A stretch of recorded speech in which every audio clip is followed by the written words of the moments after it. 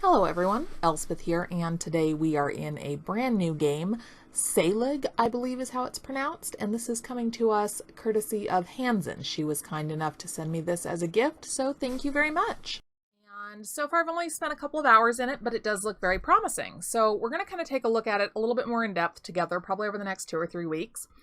And we'll see. This might be interesting enough to turn it into a Let's Play. So let's go ahead and start up a new game. It can take a little while to load. It gives you that nice little warning right up at the top. If it's unresponsive, just leave it alone. It'll load. And then, of course, your standard tips, random bits of information in the middle. All right, we're going to start out with our character creation here. Let's see. I can select a dress or a little bit more work-friendly outfit, I guess you could say. You can obviously randomize your character, or you can go a little bit more detailed, changing skin tone, hairstyles, and hair color as well. And then, of course, we can alter our outfit a little bit here. Top, trousers, and then our boots as well. Why not? We'll put in the first name, but I'm just gonna randomize that. Oh, look, your last name can be Home. Fairfax, that's not bad. And select your starting money. Right now, I'm still fairly new to it. Like I said, only a couple of hours in. So I'm gonna go with the most amount of money that I can just to make it a little bit easier on myself. Let's see. Shorten the length of the days a little bit. Say 2 days per season. Years to pass after 4 seasons, 2. That seems fine. Go ahead and continue. Then you have your map selection. And it says right down here, for creative reasons, the names and locations of the villages, towns, and hamlets are completely fictional, but not unrealistic. The topography of the maps will also differ substantially from the actual locations. So what that means is that he didn't do a full recreation of England in 880 AD. For obvious reasons, people get annoyed if you do actual recreations.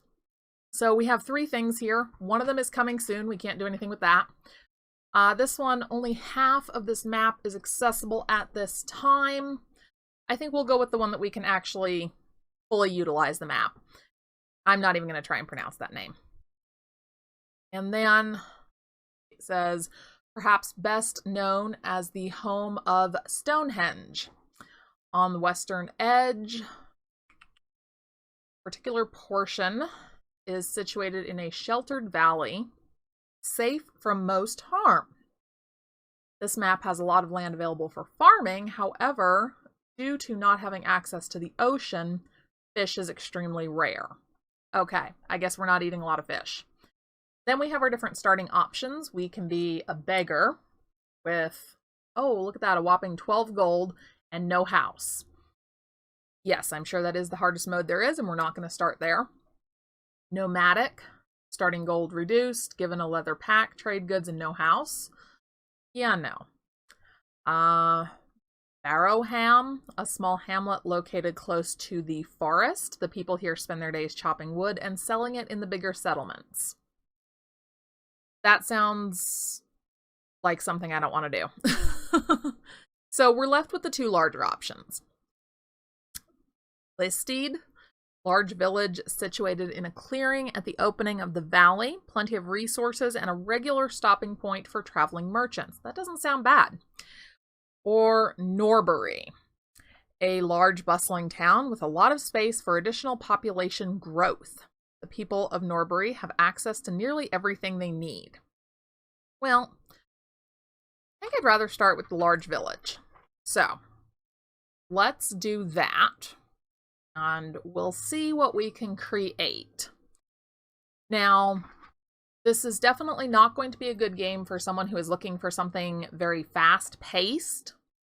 It's definitely more of a slower-paced, strategic thinking kind of game. which reminds me a little bit of Banished, honestly, if you guys have ever played that. Also, a very strategic game, definitely a much longer format. Not something you're really going to get very far in a short period of time. You're going to have to invest some serious time in it. But I think that most of the best games do require you to actually invest some good time into them. So it's not something that I'm really opposed to doing. And then, of course, with any new game, read the little tips that it gives you at the bottom of the loading screen. Those are always very useful. So your normal WASD movement keys, left Alt lets you move the mouse freely, or it does when it doesn't glitch out. There we go. Now, this is a pretty new game. They're still working out some bugs. So, of course, as always, you guys with any game developer, be patient. They are working hard on their game. Of course, they want to produce a good product. So if you just let them know nicely about any bugs that you find, I'm sure that they'll take action to fix them. Here's our little market square here. We click up here. That selects our character. Tells us any current tasks, age. If you double click, it will take you directly to your character. Over here, we can select both of the nearby markets. This is our little market here. And then that would be the Norbury market and the larger town. Then, of course, our home. We can select that. Upgrades, you can sell your home. Or your trading menu, if you're carrying anything, you can trade between yourself and your home as well. Now, you hit Tab, you get this nice zoomed out resources view that lets you take a look around, and basically you're deciding where you want to start. So all these little icons actually mean something. So let's see, this little red one here, that's a plum tree. You can go and pick them. Foraging, you can assign your character the task, and we're going to pause everything. Your speed options are just your plus and minus keys.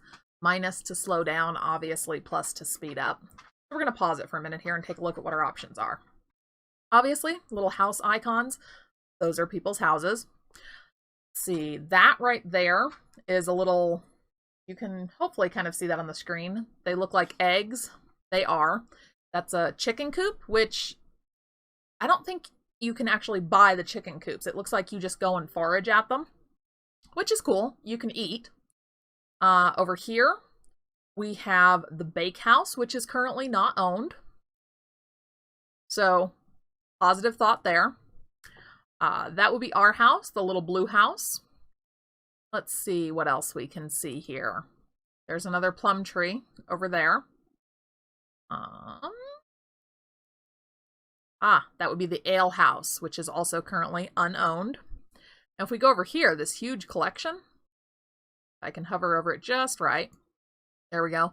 That's a farm out there, a pretty good sized one too. That right there, let's see, we've got a leather worker. And over here, we have, I think this is the mill house. It's a little bit fussy about your mouse placement, I've noticed. Yep, flour mill right there. Let's see, over here. We'll kind of take a good look around, see what our options are. Oh, that's the butcher's. And, little things that kind of look like carrots. That's apparently wild vegetable patch. So I think you can just go forage with those too. We look around here, down here. Oh, there's Barrowhame. So that's that tiny little town that we chose not to start in right there. And Norbury, this would be the bigger town right over here. But we're up here. Leestead, possibly how you pronounce that. What's this? I think that this is a little firewood. Yep, woodcutting hut right there. So those are kind of our options. We have the bakery, the ale house, basically the estate that has a corral for livestock and fields for crops. We have the leather workers, flour mill, butchers, and wood cutting hut. Now, what you want to do is select a business and then buy it so that you can actually start making some money. Oh, and then all the way up here, this would be the mine, which is really far away from everything, so you're really going to have a hard time getting anybody to work there. So I would not recommend that until you actually know what you're doing. What I'm going to do is start out the same way that I have before. So we're going to start with the bakehouse. Click on buy. Buy building. This bakehouse is valued at 3,000 gold. You can buy it as is, or you can buy it without employees. I just say buy. So that way you have employees. They're there, which is awesome. Now, next thing that we want is supplies for our bakehouse, because if you look here, we need flour and eggs in order to make bread. Now, our one employee is over here working. You'll see that the bread, kind of like it has a little timer on it that will tell you when he's finished making however many units he's going to make. So we'll let him work on that. We're going to go out here. This is where you can click on these huts and see who owns them, which is kind of cool. Gregory family, Ward family. Apparently that's not a hut. Whitlace family. And if you have enough money, you can buy them. And then you can actually rent them out, I think I saw is a new feature. So you could be a landlord. Now let's go over here to our flour mill. We're going to buy this too. This one's valued at 2,500 gold.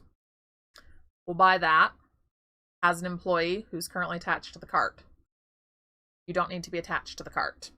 So if you click on whoever is next to the cart and then just this little circle with a line through it, that will clear them out of that task.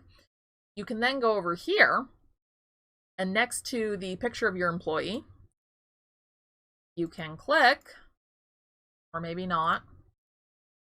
Maybe it's because I'm paused. Nope.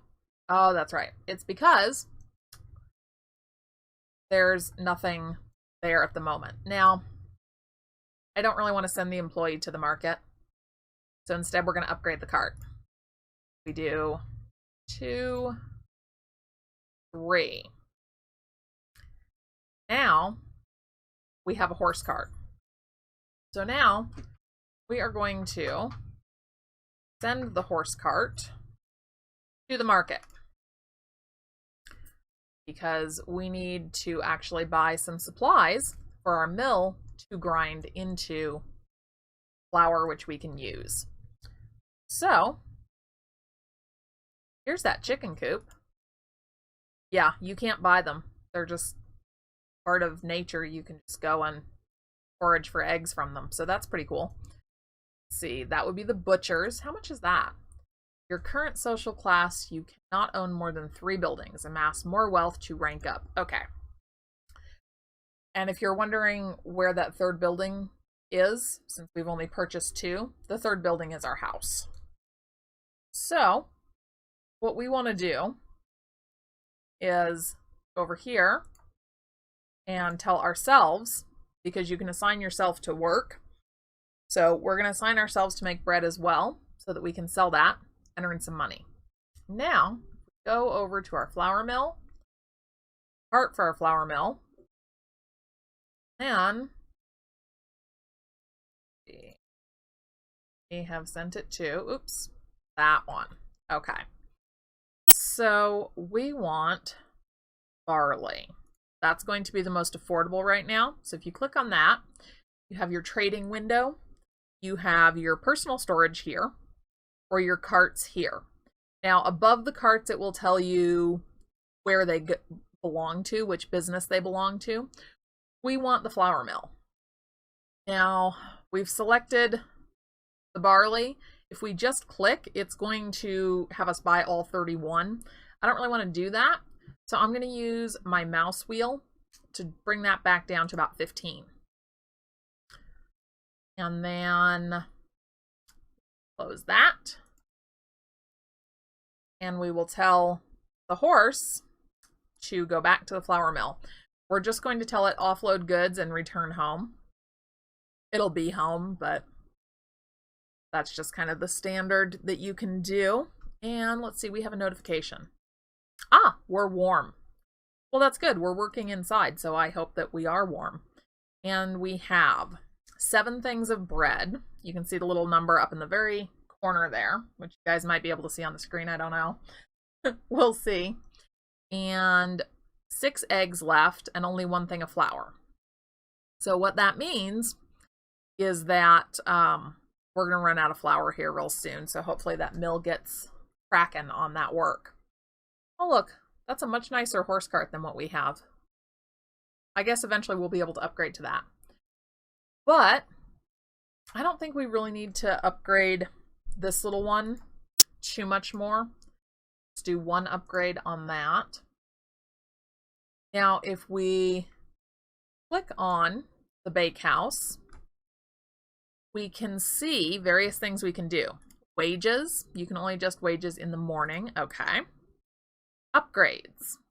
Inventory upgrades, which means we'll be able to store more stuff. Our storage isn't full, so I'm not worried about that right now.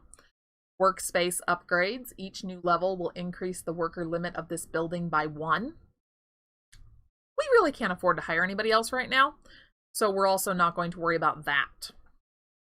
Now, over here are building upgrades. We have advanced baking, additional shelving, and rodent catcher. Rodent catcher is interesting to me because apparently that means that rodents can get into your supplies, which is a little concerning. So that's something to think about. And then additional shelving allows for further upgrading of the bakehouse inventory. We're not worried about the inventory yet, so I don't care about that. The advanced baking allows the production of more advanced recipes. Now that's interesting, but at 2,000 gold, I don't think we can afford that right now. But do get familiar with what your options are. We can sell it. It says you can try and sell Bakehouse to someone else for 3,000 gold, or you can sell it directly back to the town for 1,500 gold. So those are your options if you decide to get out of the bakery business. We're going to click cancel. I just bought it. I don't want to sell it. Trading, again, moving supplies around. We can take our entire inventory of bread, put it in the cart, and take it to the market to sell directly. Or people will come to the bakehouse and buy goods. Either way. And then recipes. This will tell us the various recipes for whatever it is that we want to make. Barley bread, which is what we're making now, requires 4 barley flour and 2 eggs. And then wheat bread requires 2 wheat flour. Biscuits, 1 oat, 1 egg, and 2 fruit. Fish cakes, 2 dried fish, 2 wheat flour, 1 egg, and 1 herb. You have to research advanced baking to be able to do that, though. Ooh, meat pie. 2 eggs, 1 wheat flour, 2 meat, and 2 vegetables. You also have to research advanced baking for that one, too. So that's interesting. All the stuff that we can make there. Now, the other thing you're going to want to take note of is that all of your buildings under production, it has work hours. Those are the hours during which your employees will actually work. So if you go up here, it will tell you what time it is. It's currently spring. That's the season. The year is still 880 AD. And the time is 23 and ever increasing seconds, or technically minutes, really. I just have it sped up a little bit here. We're going to hit 3 speed. So what that means is that our employees are not presently working. That's okay. They'll come back to work when it's daytime. Now I have it set to auto save at midnight, so that's what it's doing right now. And then you'll see up here in the corner all the changes to your gold. So every time you pay wages, that will subtract from this. And every time you sell something, that will add to this. Now, let's go to ourselves and let's see. Oh, look, we're warm. That's very nice for us. Go to our house, find our house. Here we are. This is our house. Select us and right click on our house, relax, select, sleep, or enter. We're going to go ahead and go to sleep. We should get a little bit of rest because otherwise we're going to get very tired very soon. I really should have sent my character to sleep a little while before this. Okay, so it's been about 20 minutes, so I don't want to go too much longer with these episodes, but one day down, that's not too bad. I really do think this looks like a fascinating game. So my first impression is a lot of fun. Oh, look, we're well rested. That's good. And it is now 7 o'clock. Our employee isn't working because there is no barley flour for him to work with. So let's go over here. You don't seem to be working very efficiently. We're going to go to work with him, see if that'll speed this process up here. Now with your flour mill, one of your upgrades is a mill horse that will operate the flour mill, increasing production, but limits it to 1 employee. And the rodent catcher too. That mill horse is probably going to be one of the first upgrades that we're going to want because we need the mill to keep functioning smoothly. We're going to go ahead and speed that up here. Come on, buddy. We need some flour. And then I sent myself over to help speed up production. And there's a storm, so production has slowed. There are a lot of different factors that seem to be taken into account with this game, which makes it really fascinating because it does make it very complicated, which I think is fun. So I'm going to go ahead and wrap this little episode up here. If you are enjoying this, hit that like button, subscribe for more, drop a comment down below, let me know what you think. And this has been my first impressions of, and I'm sure I will pronounce this wrong, Saelig. I hope I'm at least close with that pronunciation, although I'm sure I'm not. Thanks everyone. Have a great day.